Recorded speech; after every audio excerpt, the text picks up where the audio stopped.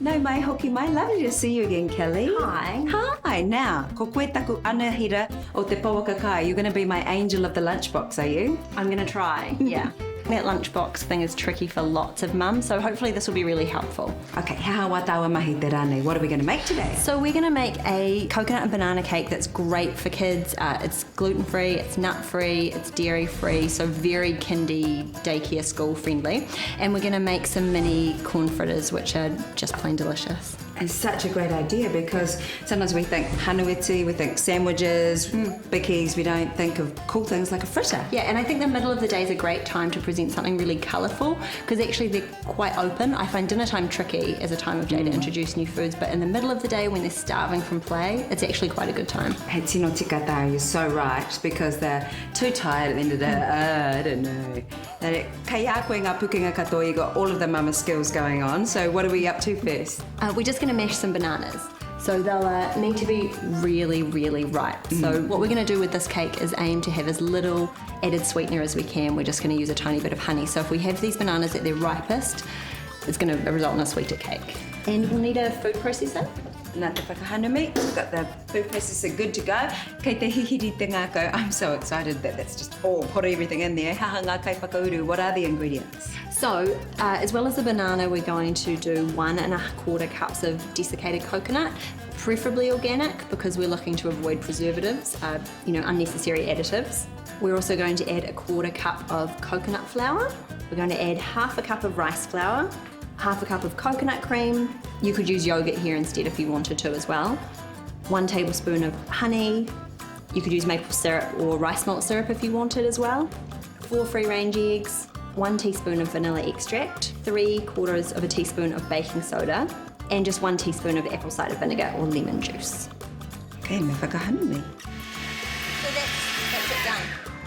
So it's really that simple, just 1 or 2 minutes until it's smooth. Ko tike whai kaunga tēnei whakahanumi e hoa, and you've got a lovely blender as well. So I guess you need a cake tin. Yes, please. But how big? I've got 22 centimetre spring 22 form. exactly. Here at the Kaumarua.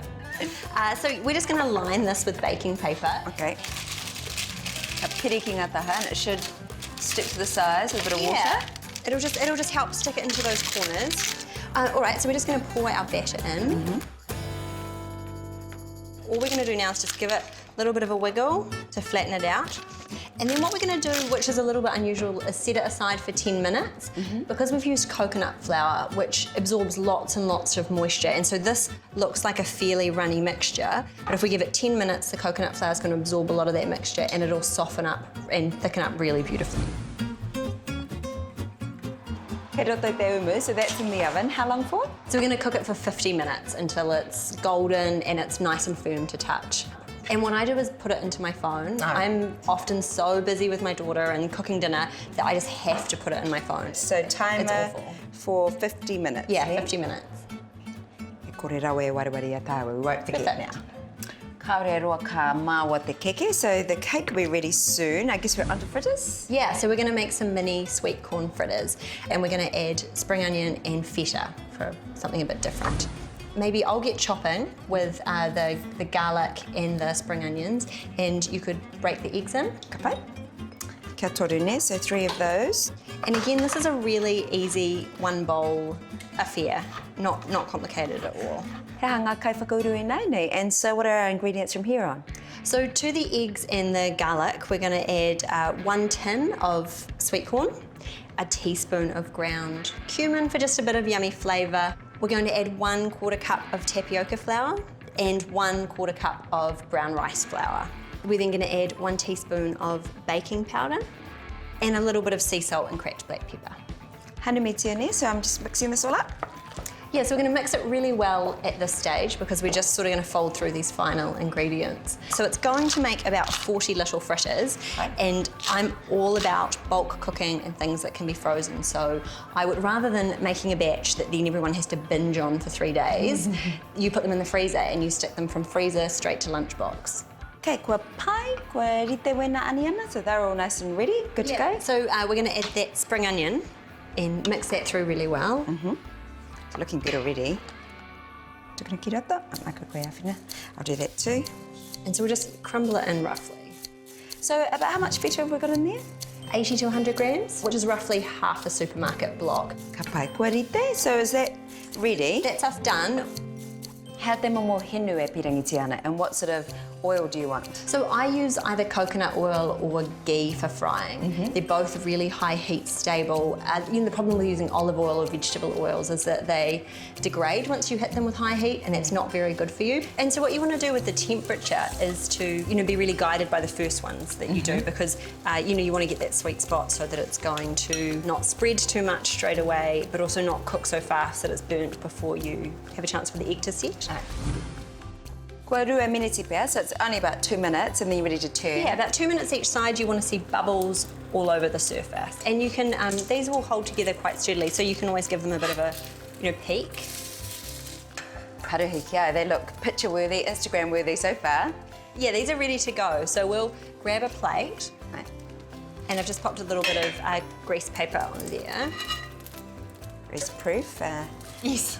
Kia kore ai te hinu e pipiri tonu e mau tonu, so that we just get rid of a little bit of oil, Yeah, right? that excess oil. Oh, yeah. And then we're ready for the next batch. Ooh. He tohu tēnā kua rite te keke, so that means that our cake's ready. Perfect. See, your little rautaki worked there. It's so good. Titiro ki tēnei. Have a look at this. Oh, yeah. Koia pū, he marae kura koe, you are the angel of the lunchbox. Look at that, it looks so good. Shall I taste test it? Yeah, shall we? He mea nui hoki tēnā, that is quite important as well. And they're so perfectly sized. Actually, kona te uruatanga, that would be the hard bit, is not eating any fritters while you're making them. There should definitely be a cook's allowance. That's allowed. Oh, lovely combo. Hereka hoki, and it's very tasty. Namu namua, very good. And what about a banana coconut cake? Nice little bite sizes. I don't worry about icing or anything like that. It's sweet enough, and in a lunchbox when you're putting it in with fruit, that's going to be plenty of sweetness. It's got such a lovely moist texture, and it's really moreish. You have one little bite and you go, yeah, I'll have some more of that. That's one thing about this recipe. It would be really hard to dry it out. It's a really foolproof oven recipe. You're not going to have it go horrible and crumbly, which is so heartbreaking when you go to all the effort of making a cake. Koia pū, exactly. Shall we do our lunch boxes?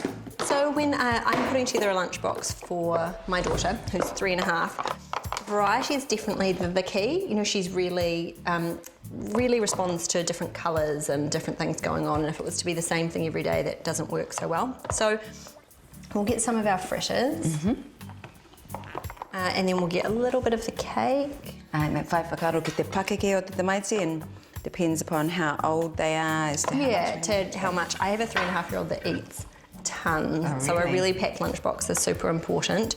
If you've got a nutbury school that is okay with nuts, I find cashew nuts really great. She loves them, and it's got lots of those really good healthy fats that they need when they're running around playing all day. Tika tau kare tua te peru. And then some easygoing vegetables. So a few cherry tomatoes, some carrots, and some cucumber. Really, really kid-friendly. And in summertime and when they're in season, they're just such an inexpensive way to get veggies into your kid in the middle of the day. And then you could have something sweet to finish off in kind of the fruit realm. Of course, you don't have to have 7 different things for it to pack a really good lunch, but I think these are just some really good ideas that kids will respond to. Okay, te tino whakaia ki tau. I totally agree. And I think you're a little legend of the lunchbox. Me mihi ka tika, and I'm sure that the kids will thank you in advance as well. Yay! Kia ora, hoa.